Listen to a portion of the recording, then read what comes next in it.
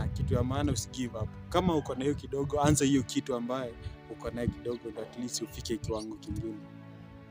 Asa msanii, hivi ulianza safari yako ya usanii mwaka gani?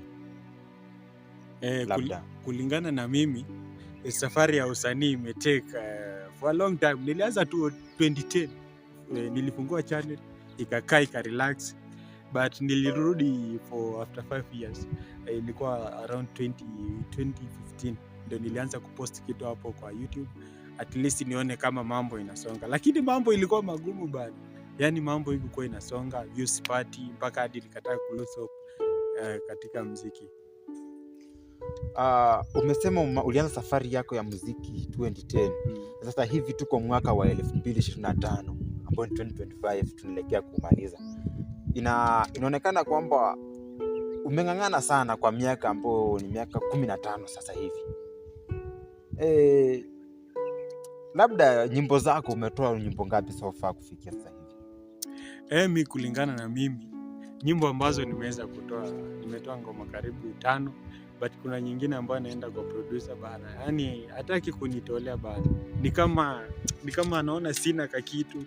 Yani mpaka hadi mimi moyoni mwangu bana nasikia ni kama nimeshushika. Yani ile moral nimekuja nayo kuimba, anaona pesa ambayo nampelekea bana ni pesa kidogo sana bana. Yani 2,000 nadhani kama si pesa. Na hizo pesa bana ni hustle, nimepiga, yani nikitembea huko na huko kutafuta kibarua bana, ili ndiposa niweze kurekodi hiyo wimbo.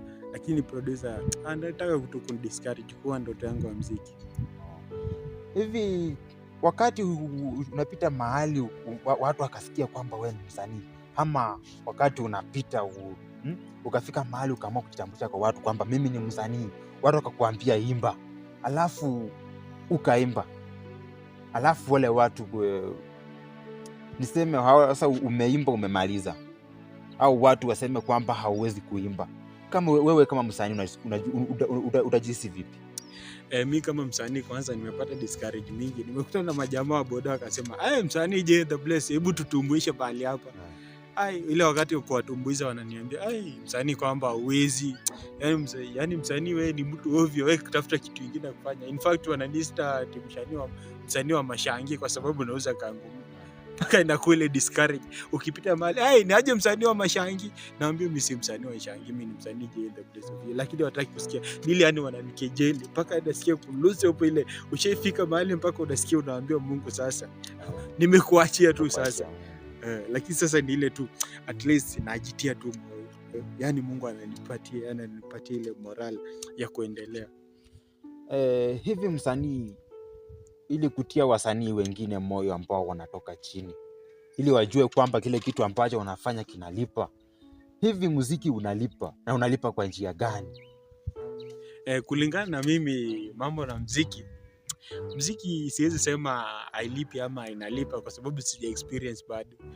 Kama ningekuwa at least nimepata hela, ningesema muziki inalipa. Lakini nikiangalia na kulingana na wasanii wakubwa, ni kwamba muziki inaweza kuwa inalipa, lakini muziki inalipa, for example tuseme hivyo, kwa sababu wasanii wakubwa unaona wako na magari, wanaunda majumba makubwa. Yani ukisikia historia yao walianza chini, but sasa ile dini wanasongea. Yani Mungu amewatendea mazuri. Hivyo ni vizuri. Kufika sasa umeandika nyimbo ngapi so far ambazo bado hujatoa? Mi kulingana mimi nimeandika nyimbo 5 na bado zingine ziko jikoni zinazidi kupikwa.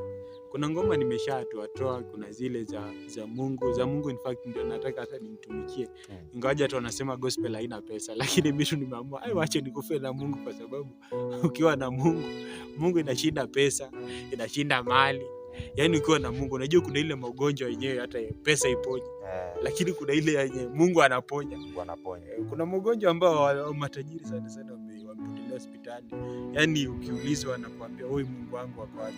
Basi kitu yenye mimi nimeona kwako ni kwamba heri nitoe ngoma za kumshukuru Mungu, at least hata kama sitapata hela mahali pale, at least inakuwa nimetendea Mungu something, na zitambariki na pia zitabariki mtu yote mahali pale. Mtazamaji, tunapiga story na msanii JN.